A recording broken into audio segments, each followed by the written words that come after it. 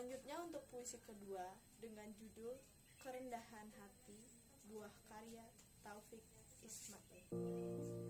Kalau engkau tak mampu menjadi beringin yang tegak di puncak bukit, jadilah belukar, tetapi belukar yang baik, yang tumbuh di tepi danau.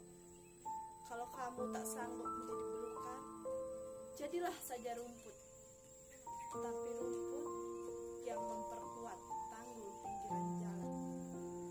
Kalau engkau tak mampu menjadi jalan raya, jadilah saja jalan kecil, tetapi jalan setapak yang membawa orang ke mata air.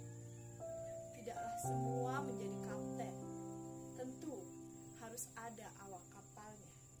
Bukan besar kecilnya tugas yang menjadikan tinggi rendahnya nilai dirimu.